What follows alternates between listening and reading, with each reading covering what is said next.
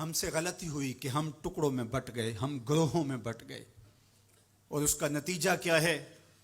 آج پوری امت زخم زخم ہے، پوری امت لہو لہو ہے۔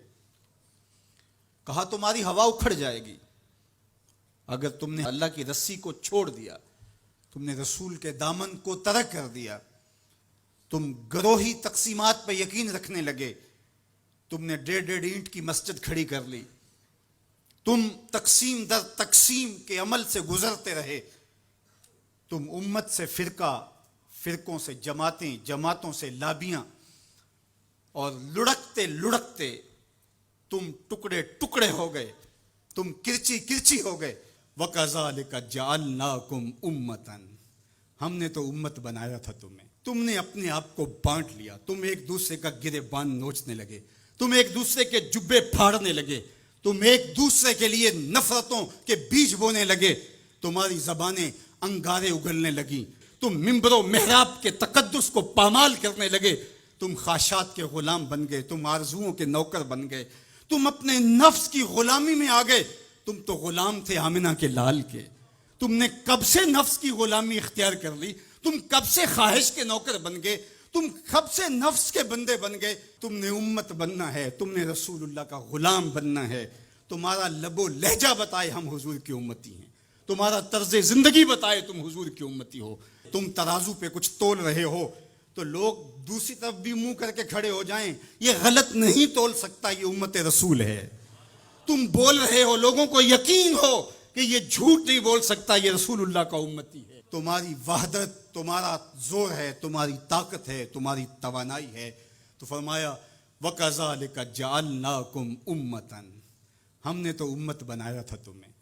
آج حضور کے قلب اطہر پہ کیا گزرتی ہوگی جب شام کی بچیوں کے منہ پہ تماچے مارے جاتے ہیں، جب بغداد میں حضور کی امت خانمہ برباد نظر آتی ہے، جب برما میں آری لے کر کے اعضاء کاٹ دیے جاتے ہیں، دشت لیلہ سے لے کے کندھار تک، غزہ سے لے کے کشمیر تک لاشیں ہی لاشیں بکھری ہوئی نظر آتی ہیں، بستی بستی کریا کریا، صحرا صحرا خون، امت والے امت کا ہے کتنا سستا خون۔ شام، قدس، کشمیر اور برما، کس کس کا احوال کہوں، ہر سو زخمی، ہر سو لاشیں، ہر سو بہتا خون۔ امت والے امت کا ہے کتنا سستا خون۔ آج امت لہو لہو ہے، اس پوری کائنات میں 1 انچ بھی جگہ ایسی نہیں ہے جہاں آتش و آہن برستا ہو اور وہ کفار کی سرزمین ہو۔ جہاں بھی خون بہتا ہے وہ بستی مسلمانوں کی ہے، جہاں لاشیں گرتے ہیں وہ گھر مسلمانوں کا ہے، جہاں عصمتیں لٹتی ہیں وہ خطہ مسلمانوں کا ہے۔ یہ ہمارے گناہوں کی سزا ہے جو ہم کاٹنے پہ مجبور ہیں، اور جب تک ہم امت نہیں بنتے تب تک رسوائیاں ہمارا مقدر ہوں گی۔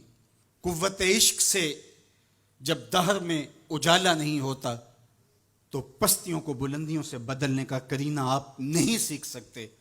نام محمد کو تھام کر کے، امت کی وحدت کے تصور کو اجاگر کر کے، حضور کا پاکیزہ وجود جو امت کی وحدت کا ضامن ہے، اس سے بے لوث محبت کا رشتہ اور الفت کا ربط جب تک مضبوط نہیں ہوتا تب تک ہم ان مشکلات سے کبھی بھی نہیں نکل سکتے۔ 1000 فلسفے تراش لیں، 1000 منطقیں بگھار لیں، لیکن کوئی نتیجہ نہیں ہوگا۔ تمہیں نتیجہ تب ہی ملے گا جب حضور کے قلب اطہر کو آرام پہنچاؤ گے، جب امت بن جاؤ گے، جب حضور علیہ السلام سے وابستگی اپنا شعار زندگی بنا لو گے، تو پھر دہر میں اجالا اور روشنی حضور علیہ السلام کے نام کے صدقے سے نصیب ہوگی، اور تقدیر کا قاضی تمہاری سزائیں معاف کر دے گا، اور پھر نتیجہ تمہارے سامنے اس صورت میں نمودار ہوگا کہ تم بحر و بر کے مالک ٹھہرو گے، اور کائنات کے اندر حضور کے ساتھ وفا کے رشتے کے نتیجے کے اندر لوح بھی تمہارے ہاتھ میں ہوگا، قلم بھی تمہارا ہی مقدر ہوگا۔ لیکن شرط یہ ہے کہ تم صحیح معنی کے اندر امت بن جاؤ. وَأَنْتُمُ الْأَعْلَوْنَ إِن كُنتُم مُؤْمِنِينَ. یہ میرے رب کا وعدہ ہے اور میرے رب کے وعدے سچے ہوتے ہیں. کہا تم ان کے بن کے تو دیکھو، عزت کا تاج میں تمہارے سر پہ رکھوں گا.